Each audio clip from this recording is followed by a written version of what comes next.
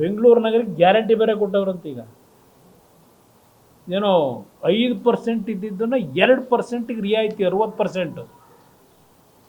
ಇದೇನು ಒಂದು ತಗೊಂಡ್ರೆ 2 ಫ್ರೀ ಇದೆಯಲ್ಲ, ಅದೇನೋ ಸ್ಕೀಮ್ಗಳು, ಆ ಥರನ ಇದು? ಯಾವಾಗ ನೀವು ಜನ ಬಿ ಖಾತೆಯಿಂದ ಎ ಖಾತೆಗೆ ಅರ್ಜಿ ಹಾಕೊಳ್ಳಿಲ್ಲ, ಇವರು ಜನಕ್ಕೆ ಒಳ್ಳೇದು ಮಾಡಬೇಕು ಅಂತ ಅಲ್ಲ, ದುಡ್ಡಿಲ್ಲ ಅಲ್ಲಿ, ಎಂಥದೋ 5 ಇದು ಬೇರೆ ಮಾಡಿಬಿಟ್ಟವ್ರಲ್ಲ. ಅಲ್ಲಲ್ಲ, ಇವೆಂಥವು ಬೆಂಗಳೂರಿನ ಗ್ರೇಟರ್ ಬೆಂಗಳೂರು GPA, ಅಲ್ಲಿ ದುಡ್ಡು ಎಲ್ಲೆಲ್ಲಿ ಎಷ್ಟು, ಯಾವ್ಯಾವ GPAಗಳಲ್ಲಿ ಎಷ್ಟು ಇದು ಗೊತ್ತಿಲ್ಲ, ಇಡೀ ಜನಗಳ ಮುಂದೆ ವೈಟ್ ಪೇಪರ್ ಸಂಬಳ ಕೊಡೋಕ್ಕೆ ದುಡ್ಡು. ಅದಕ್ಕೆ ಇಲ್ಲಿ ಇನ್ನೊಂದು ಕಡೆ ರೈತರು ಇದು, ಇಲ್ಲಿ ಜನಗಳ ಬೆಂಗಳೂರು ನಾಗರಿಕರವರಲ್ಲ, ಅವ್ರ ಜೋಬಕ್ಕೆ ಕನ್ನ ಹಾಕೋದು. ಅದಕ್ಕೆ ಈ ಕಾರ್ಯಕ್ರಮ ಗ್ಯಾರಂಟಿ, 6ನೇ ಗ್ಯಾರಂಟಿ ಬೆಂಗಳೂರು ನಾಗರಿಕರಿಗೆ, 13ನೇ ಹುಟ್ಟದಬ್ಬದ ಪ್ರಯುಕ್ತ. ಈಗೆಲ್ಲ ಚದರಕ್ಕೆ 100 ರೂಪಾಯಿ ನಿಲ್ತೋ ಇನ್ನೂ ನಡೀತಿದೆಯೋ ಗೊತ್ತಿಲ್ಲ. ಡಿನೋಟಿಫಿಕೇಶನ್ ಮಾಡಲ್ಲ ಅಂತಾರೆ. ಡಿನೋಟಿಫಿಕೇಶನ್ ಮಾಡಲ್ಲ ಅಂತೇಳಿ ಇಲ್ಲಿ ನಿಮ್ಮ ಟೌನ್ ಪ್ಲಾನಿಂಗ್ ಮೆಂಬರು ಯಾವನು ಇರ್ತಾನಲ್ಲ, ಆಫೀಸರು, NOC ಕೊಡೋಕೆ ಇಟ್ಕೊಂಡಿದ್ದೀರಲ್ಲ BDNಲ್ಲಿ. ಒಂದು NOC ಕೊಡೋಕೆ ಈಗಲೂ ಅದೇನೋ 25 ಲಕ್ಷವೋ 50 ಲಕ್ಷವೋ ನಡೀತದಲ್ಲ. ಇದು ನಿಮ್ಮ ಗ್ಯಾರಂಟಿಲಿ ಕೊಟ್ಟಿರೋದು ಬೆಂಗಳೂರು ನಗರಕ್ಕೆ. ಕೋರ್ಟ್ ಆದೇಶ ಇದೆಯಂತೆ, ಏನೋ ಈಗ ರೆಗ್ಯುಲರೈಸೇಷನ್ಗೆ 5% ಇದ್ದಿದ್ದು 15%ಗೆ ಏರಿಕೆ ಮಾಡ್ತಾರಂತೆ. ಇದೆಲ್ಲ ದುಡ್ಡು ಹೊಡೆಯೋ ಕಾರ್ಯಕ್ರಮ ಇವ್ರದ್ದೆಲ್ಲ. ಜನ ನಂಬೇಡಿ. ಬೆಂಗಳೂರಿನ ನಾಗರಿಕರಿಗೆ ಮನವಿ ಮಾಡ್ತೇನೆ, ಇವತ್ತು ಬೆಂಗಳೂರು ನಗರ ಯಾವ ಪರಿಸ್ಥಿತಿ ತಂದಿಟ್ಟಿದ್ದಾರೆ, ಇವ್ರಿಗೆ ಏನಾದರೂ ಕಿಂಚಿತ್ತು ಜನಗಳ ಬಗ್ಗೆ ಗೌರವ ಇದೆಯಾ, ಭಯಭಕ್ತಿ ಇದೆಯಾ? ಇವ್ರು ನಂಬ್ಕೊಂಡು ದುಡ್ಡು ಕಟ್ಟಕ್ಕೆ ಹೋಗ್ಬೇಡಿ. ಇನ್ನು 2 ವರ್ಷ ಸುಮ್ಮನೆ ಎವರೇನು ಹೇಳವ್ರೆ, ಅಯ್ಯೋ ಅದು ಹೇಳೋರು ಅಧಿಕಾರಿಗೆ ಬರೋಕ್ಕಾಯ್ತದ ಅಂತ. ನಾನು 120-130 ಸೀಟ್ ತಗೊಂಡು ಎಂದೂ ಅಧಿಕಾರಿಗೆ ಬರಲೇ ಇಲ್ಲವಲ್ಲ. ನಾನು 38 ಸೀಟ್ 40 ಸೀಟ್ ಗೆದ್ದೇ ಬಂದನು, ಮುಖ್ಯಮಂತ್ರಿ ಆಗಿರೋನು.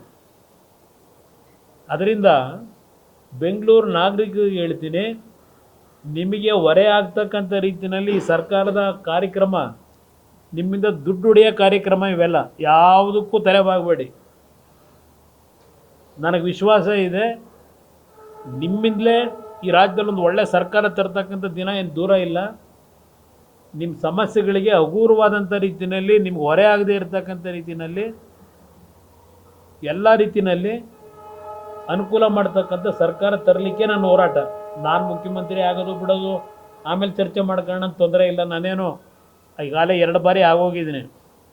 ಬಟ್ ಈ ರಾಜ್ಯಕ್ಕೆ ಒಳ್ಳೇದಾಗಬೇಕು. ನನಗೆ ರಾಜ್ಯಕ್ಕೆ ಒಳ್ಳೇದಾಗಬೇಕು ಅನ್ನೋ ದೃಷ್ಟಿಯಿಂದಲೇ ಇವತ್ತು BJPಯ ಜೊತೆ ನಮ್ಮ ಸಂಬಂಧ ಏನು ಇಟ್ಕೊಂಡಿದ್ದೇನೆ.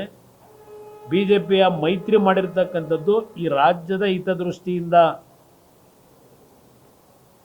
ನಾವೇನೋ ಸಂಪಾದನೆ ಮಾಡಬೇಕು ಅಂತ ಅಲ್ಲ. 2 ಬಾರಿ ನಾನು ಮುಖ್ಯಮಂತ್ರಿಯಾಗಿ ಎಲ್ಲರೂ ನೋಡಿದ್ರಿ ನಾನು ಯಾವ ರೀತಿ ನಡ್ಕೊಂಡಿದ್ದೀನಿ. ಚುನಾವಣೆ ನಡೆಸಬೇಕಾದ್ರೆ ಹೌದು, ದುಡ್ಡಿಲ್ಲದೆ ಏನು ಚುನಾವಣೆ ನಡೆಸೋಕ್ಕಾಗಲ್ಲ. ಹಾಗಂತ ಹೇಳಿ ಪ್ರತಿದಿನ ಸರ್ಕಾರದಲ್ಲಿ ಫೈಲ್ ನೋಡಬೇಕಾದ್ರೆ ರುಜು ಹಾಕೋದಕ್ಕೆ ಆ ರುಜು ತಗೊಂಡೋಗಿ ಮಾರಾಟಕ್ಕೆ ಇಟ್ಬಿಟ್ರೆ ಎಲ್ಲಿಗೆ ಬರುತ್ತೆ ಆಡಳಿತ ಅಂತಕ್ಕಂಥದ್ದು? ಕೇಳ್ತಿದ್ದಾರಲ್ಲ, ಅದೆಂಥದ್ದು ನನಗೂ ಒಂದು ಬಾರಿ ಪೇಪರು ಪೆನ್ನು ಕೊಡಿ ಅಂತ ಕೊಟ್ಟವ್ರಲ್ಲಪ್ಪ. ಪೇಪರು ಪೆನ್ನ ಇದಕ್ಕ ಈ ಕೆಲಸಗಳು ಮಾಡೋಕ್ಕ ಎಲ್ಲರನ್ನೂ ಎದುರಿಸ್ಕೊಂಡು.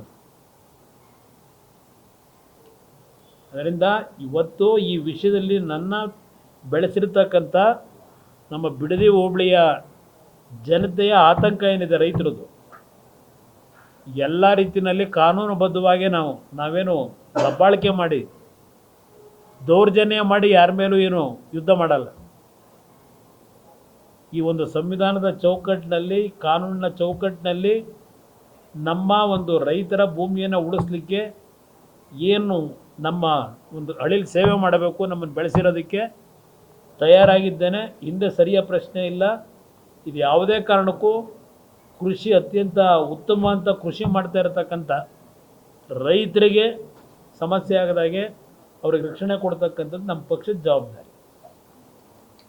ಸರ್, ಈಗ ಬೆಂಗಳೂರಿನ 23 ಲಕ್ಷ ಜನ ಏನು ಆಸ್ತಿದಾರರಿದ್ದಾರೆ. ಈಗ ನಾಳೆ ಮೇ 15ರಿಂದ 100 days ಟೈಮ್ ಕೊಟ್ಟಿದ್ದಾರೆ ಸರ್. 2% ಅಮೌಂಟ್ ಅಂದ್ರೆ 16 ಲಕ್ಷ ಜನ ಎ ಖಾತೆಯಿಂದ ಈ ಖಾತೆಗ, 7 ಲಕ್ಷ ಜನ ಬಿ ಖಾತೆಯಿಂದ ಎ ಖಾತೆ. ಅದು ಕಟ್ಟಬಹುದಾ ಬೇಡ ಸರ್? ಬಿ ಖಾತೆಯಿಂದ ಈಗ ನಾನು ಅದನ್ನೇ ಹೇಳ್ತಾ ಇರೋದು, ಯಾರೂ ಕಟ್ಲಿಕ್ಕೆ ಹೋಗಬೇಡಿ. ಏಕೆಂದರೆ ನಾನು ಹೇಳೋದು ಹಿನ್ನೆಲೆಯಲ್ಲೇ ಇವರೇನು 5% ಫಿಕ್ಸ್ ಮಾಡಿದ್ರು. ಯಾವಾಗ ನಮ್ಮ ಜನ ದುಡ್ಡು ಕಟ್ಟಲಿಲ್ಲ, ಕೊಟ್ಟಿದ್ರಲ್ಲ ಟೈಮು, ಗಡುವು ಕೊಟ್ಟಿದ್ರಲ್ಲ, ಗಡುವು ಮೀರೋಗಿ ಎಷ್ಟೋ ದಿವಸ ಆಗೋಯ್ತು. ಈಗ 100 ದಿವಸದ ಗಡುವು ಕೊಟ್ಟವ್ರೆ.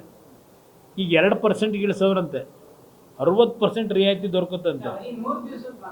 ಹಾಂ, ಆಮೇಲೆ ಇಲ್ಲಾಂದ್ರೆ ಮತ್ತೆ 5%. ತಲೆ ಕೆಡಿಸ್ಕೋಬೇಕಾಗಿಲ್ಲ. ಸಾಲ ಸೋಲ ಮಾಡಿ ಇವ್ರು ಹೇಳ್ತಾರೆ ಅಂತ ಕಟ್ಕೊಳಕ್ಕೆ ಹೋಗಬೇಡಿ. ನಾವು ಬರ್ತೀವಿ, ನಿಮಗೆ ನಾನು ಏನು ಮಾತು ಕೊಟ್ಟಿದ್ದೀನಿ, ನಿಮ್ಗೆ ಯಾವುದೇ ರೀತಿಯ ಸಮಸ್ಯೆ ಇಲ್ದಾಗೆ ಇದೆಲ್ಲವನ್ನ ರೆಗ್ಯುಲರೈಸ್ ಮಾಡಿಕೊಡೋದು